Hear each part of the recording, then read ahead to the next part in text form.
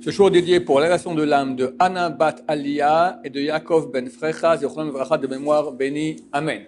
Donc, Berat Hashem, comme notre habitude, Bli Neder, toutes les semaines, un commentaire du Rav Chaim Ben Attar, le Or HaChaim HaKadosh, de Satsa de mémoire béni, sur la Parashat Toledot. Alors, tout le monde connaît l'histoire. Donc, Yitzhak, déjà aveugle, veut bénir son fils aîné Esav, lui dit: va me chasser du gibier pour que je te bénisse de tout mon cœur.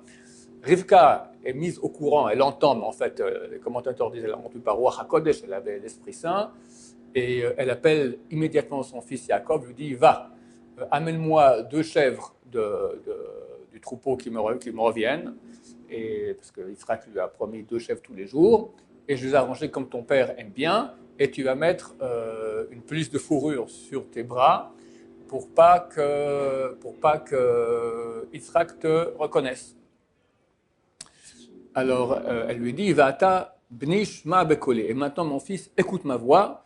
Vachar anem et tzava otach. Est-ce que je t'ordonne? Pourquoi est-ce qu'elle lui dit maintenant: obéis-moi, écoute ce que je te dis et fais-le?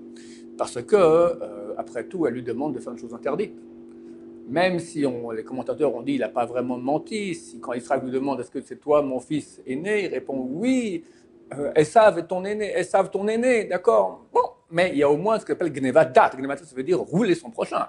C'est clair, Yaakov va rouler son père, point barre, voilà. Maintenant, on a une loi qui dit qu'il faut honorer son père et sa mère. Mais si le père ou la mère demande de faire une chose qui est contre la Torah, on est dispensé, on n'a pas le droit de les écouter, car eux-mêmes doivent écouter Dieu. Donc si eux doivent écouter Dieu, plus forte raison, moi je ne vais pas les écouter eux, mais les écouter Dieu aussi, comme eux doivent écouter Dieu. C'est ça que vient dire Rivka. Écoute, mon cher fils, d'abord, si tu ne m'écoutes pas, c'est Kibbout Avehem, tu transgresses la mitzvah d'honorer son père et sa mère. Et si tu me dis maintenant, c'est une chose qui est interdite, sache que je suis prophétesse. J'ai reçu ça maintenant par Ruach HaKodesh. Et on a le droit, un prophète a le droit, de façon ponctuelle, d'aller contre la Torah. On a quelques exemples dans l'histoire. Par exemple, Esther, qui ordonne au peuple d'Israël de jeûner 3 jours, lorsqu'on a pris le décret de Haman, qui veut anéantir, détruire le peuple juif. Dans ces 3 jours, il y avait le soir du Seder, il y a mis ça de la Torah de manger la matzah. Elle annule la mitzvah, pas de Seder, pas de matzah, rien du tout. Comment elle fait une chose pareille? Prophétesse, elle peut. Le roi Salomon, il a fait les inaugurations du temple, les fêtes, et il mangeait, il buvait pendant 7 jours, c'est tombé en plein Kippour. Pendant un des 7 jours, c'est pendant Yom Kippour. Et on mange, on fait des brochettes à Kippour. Comment on fait une chose pareille? La Torah, c'est qu'arrête de manger à Kippour. Le roi Salomon, c'était un prophète, et donc il pouvait ordonner une chose pareille. Et le Hanavi ordonne à tout le peuple d'Israël de venir au Carmel, là-bas ils vont faire un sacrifice. C'est interdit, ça, ils sont carrés de faire un sacrifice hors du temple, hors de Jérusalem. Néanmoins, de façon ponctuelle, c'est permis. Donc là, il lui a dit de façon ponctuelle: tu as l'obligation d'aller faire rouler ton père, car je suis prophétesse. C'est donc ça le sens de cette ordonnance ici de Rivka à son fils Yaakov. Yaakov répond: mais j'ai peur qu'il va voir que je ne suis pas Esav, et là, au lieu de prendre une bracha, il va me maudire. Répond Rivka: Alay kilatra bni. Sur moi est ta malédiction, mon fils. Archma bekoli veler kachli. Mais écoute-moi et va me prendre les chèvres comme je t'ai dit. Le sens normal de cela, c'est, comme disent les commentateurs, d'abord, il va pas te maudire. Mais si jamais te maudit, je prends sur moi la malédiction. T'as pas à t'inquiéter. Le Chizkouni, c'est pas le Or HaChaim HaKadosh, mais j'en profite parce que j'ai vu en passant ici, c'est intéressant comme il dit lui. Lui, il dit, mon cher ami, lui explique pas que c'est la malédiction que va faire Yitzhak sur toi, je la prends sur moi. Le Yitzhak, mon mari, ton père, il va pas te maudire. Tu l'amènes à manger, pourquoi il te maudirait? Par contre, moi, je vais te maudire. Moi, je devrais maintenant te maudire. Allah qui l'attra, sur moi la malédiction. C'est à moi maintenant de te maudire parce que tu refuses de faire ce que je te dis. Je suis ta mère, je t'ordonne, je suis prophétesse, tu es obligé de me faire. Enfin, attention, ça c'est le Chizkouni. Le Chaim Kadosh, il donne une 3e explication, encore plus, on va dire, nouvelle, et pose la question sur ces 2 premières explications. Celle qui dit que c'est sur moi la malédiction, je prends la malédiction, si jamais Yitzhak, ton père, te maudit, je la prends sur moi. Le Chizkouni dit, c'est pas ton père, c'est moi qui dois te maudire. Le Chaim Kadosh pose une question auquel ces 2 explications n'ont pas de réponse. Lui dit, pourquoi c'est marqué? Elle lui a dit: sur moi est ta malédiction, bni, mon fils. Pourquoi ce mot mon fils? Je parle à quelqu'un. Je te dis, je vais te bénir mon fils. Je vais te bénir. Par exemple, je vais te bénir mon fils. Alors pourquoi ici elle dit, je prends sur moi ta malédiction, mon fils. Ce mot, mon fils, il est en trop. Alors elle lui dit tout à fait autre chose qu'elle lui a dit.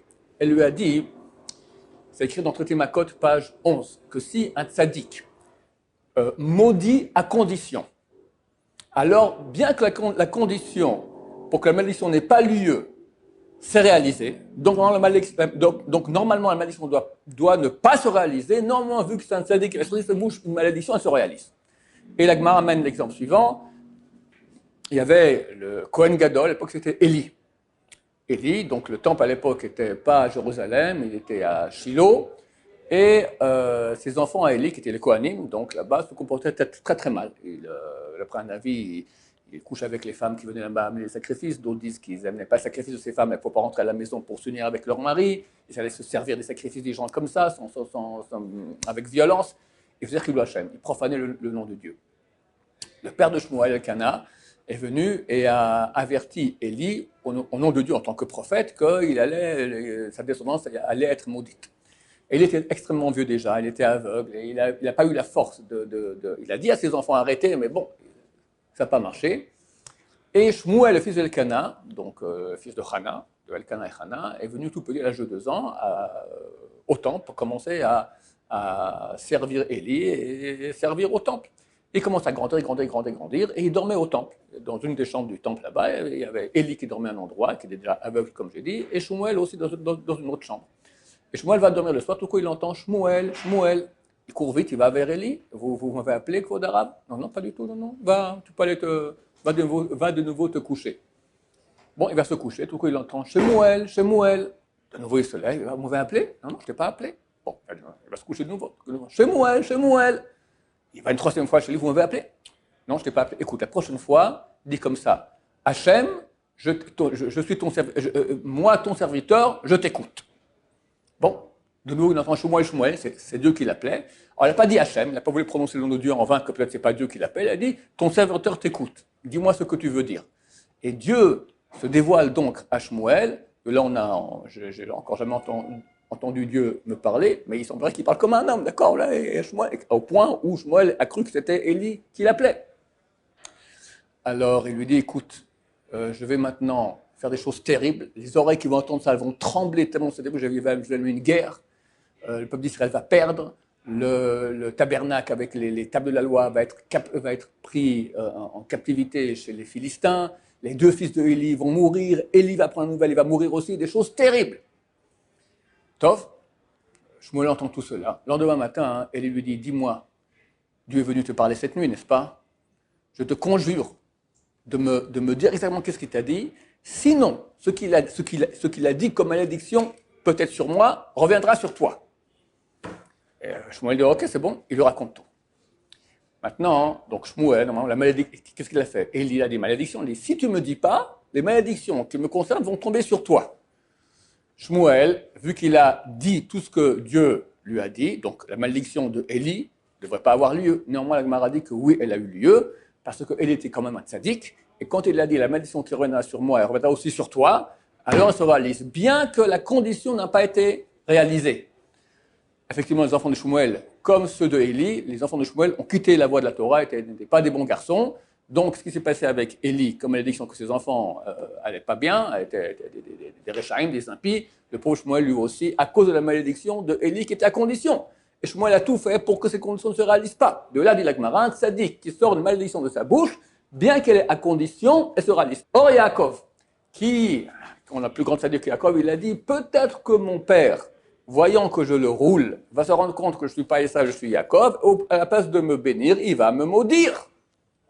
S'il voit que, c'est une condition, s'il voit que, il va me maudire.